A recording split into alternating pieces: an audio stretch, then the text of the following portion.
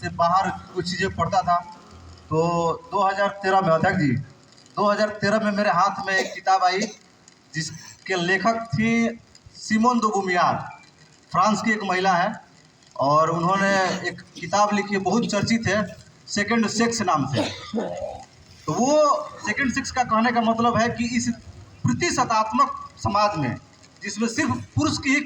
गणना होती है, जिसमें सिर्फ पुरुष की ही बात होती है, तो वो सिमोन दो बुमियार ये कह रही है कि सिर्फ आप पुरुष को ही मत काउंट कीजिए, सिर्फ आप पुरुष की ही बात मत कीजिए, पुरुष के बाद भी समाज में महिलाएं हैं उनका भी काउंट कीजिए। लिंग बोलते हैं, सेक्स बोलते हैं, तो उनका बहुत चर्चित किताब है, अगर आप गूगल कीजिएगा तो सेकंड सेक्स किताब जी, तो वो किताब है। तो द सेकंड सेक्स, तो वो किताब मैं पहले पढ़ता हूँ, जो फ्रांस की है, 7 समुंदर पार की है, और जिस कुल खानदान में मैं पैदा हुआ हूँ, जो हमारी दादी माँ है, उनके बारे में मुझे जानकारी नहीं हुई, उनके बारे में मैंने कोई पुस्तक नहीं पढ़ा। तो वैसे ही खरीदते खरीदते कहीं हमको एनसीईआरटी की किताब इतनी पतली सी थी, वो हाथ लगी, तो मुझे जब मैं 2018 के आसपास में जब पढ़ा तो मुझे बहुत ग्लानि महसूस हुई बात कि एक वैसी महिला जो फ्रांस की रहने वाली है, और वो ये सिर्फ ये बात कह रही है कि सिर्फ पुरुष ही नहीं है, महिला भी है, उनका भी आप काउंट कीजिए, उनको भी मानिए। और एक ऐसी महिला जिसके कुल खानदान में मैं जन्मा हूँ, जो मेरी दादी माँ है, उनके बारे में मैं जो सिर्फ ये नहीं कहती है कि आप पुरुष के बाद महिलाओं को भी काउंट कीजिए, बल्कि वो ये कह रही हैं कि सिर्फ काउंट मत कीजिए, आप पढ़िए और पढ़ करके अपना अधिकार लीजिए, कंधे से कंधे मिला करके पुरुष और महिला दोनों चले। तो ये व्यवस्था है हमारे सिलेबस में। अब तो चूँकि सर हमारे प्रोफेसर साहब हैं, अभी मैं पढ़ रहा था तो सिलेबस देख रहा था, तो जो फिलोसफी का सब्जेक्ट सिलेबस है, तो उसमें देख रहा था कि ज्योतिबा फुले साहब का जाति और उनका विमर्श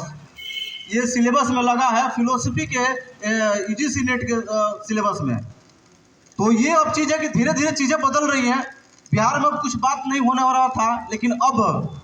बिहार सरकार ने अनाउंसमेंट किया कि हर जिला में माता सावित्रीबाई फुले नाम से छात्रावास, महिलाओं के छात्रावास खोला जाएगा। तो ये परिवर्तन है, जैसे जैसे आप बात रखेंगे, जैसे जैसे आप जागरूक होंगे, जैसे जैसे आप अपना हक अधिकार ढूंढेंगे, चीज़ें बदलती जाएगी। तो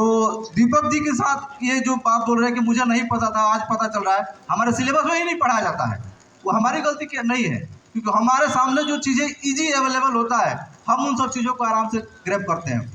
लेकिन आपको बियॉन्ड द चीज़ें जाननी होगी, तो आपको बियॉन्ड द चीज़ें जाननी होगी, बियॉन्ड जाना होगा, तब जा करके आप चीज़ों को समझ पाएंगे, बुझ पाएंगे और समझ पाएंगे कि और क्या क्या हुआ है। तो अभी तो चीज़ें निकलना शुरू हुई, अभी तो कुछ नहीं निकला है। अभी तो आप ये समझ लीजिए कि आपने सूरज समुद्र की गड़गड़ाहट सिर्फ सुनी है।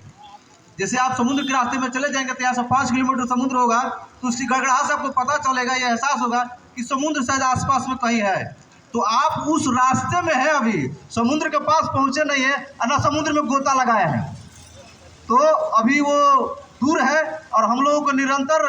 पहुंचना है। जिस दिन मुझे पता चला तो मुझे लगा कि अब ये बात अपने तक सीमित रखने की ज़रूरत नहीं है, इसको स्प्रेड करने की ज़रूरत है। तो इतनी जमी जमाई कैरियर, एक लंबे समय से रंगमंच, एक लंबे समय से फिल्मों में मुंबई दिल्ली रहा हूँ, फिल्मों में काम करता हूँ। अभी हाल ही में मेरी फिल्म में का ये करियर थी, तो आप उसको देख सकते हैं, उसमें मैंने अभिनय किया है, अभी एक डायरेक्शन में फिल्म एडिट में चल रही है। तो इस तरह की काम करके तो मुझे लगा कि जब अगर कोई चीज़ मैं जान गया हूँ और जो इतना महत्वपूर्ण है, तो उसको सिर्फ अपने तक सीमित नहीं रखना है, उसको समाज में स्प्रेड करना है। तो पिछले 2020 से लॉकडाउन लगा, उसके बाद से हम लोग प्रयास कर रहे हैं और प्रयास में यहाँ तक पहुँचे हैं, और ये प्रयास जब तक इस शरीर में सांस है तब तक ये निरंतर चलता रहेगा, आप सबका आशीर्वाद से। अब